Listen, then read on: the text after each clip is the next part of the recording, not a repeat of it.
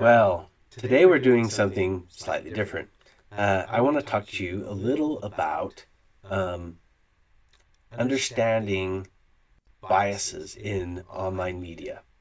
And one of the reasons I want to talk about this is because um, as technology and cybersecurity experts, we need to understand what what is true and what's not, and where we get our stuff. Is it good? Are people making decisions based upon bad information?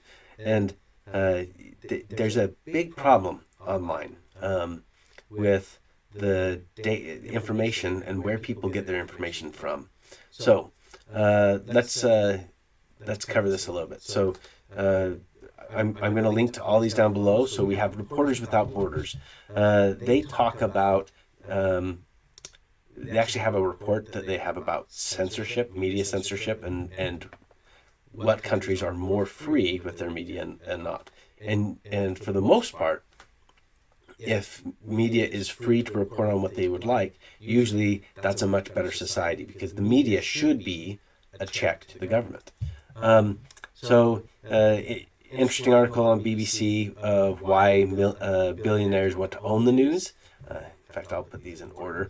Why billionaires want to own the news, and it's just it's funny because then Musk bought Twitter last year, so it's just kind of putting some things together there.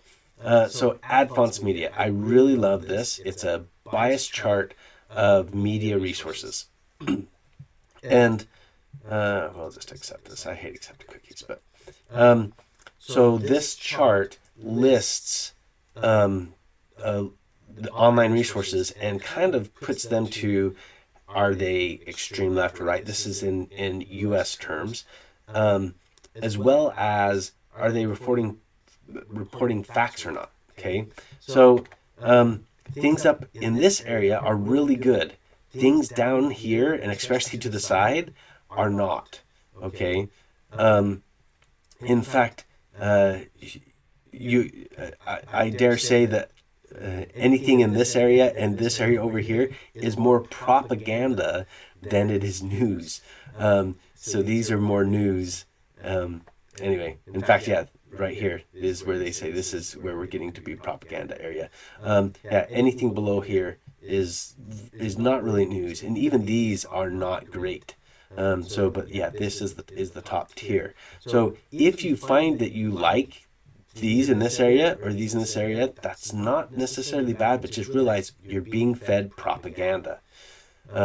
This happens all the time. For example, since I live in the United States, it's amazing how many people talk about history and they only talk about the good things. Well, that's actually propaganda.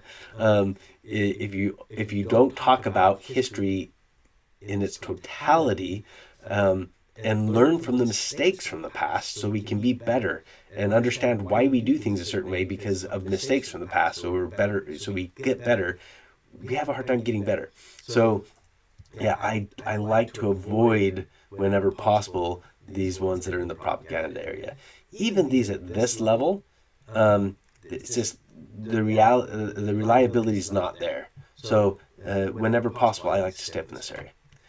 So there's another source. I haven't really used this much, but I've seen it, and I like what they're doing. So they list the stories, they show who's covering it, and they have a nice little thing there. By the way, these last two, they're paid.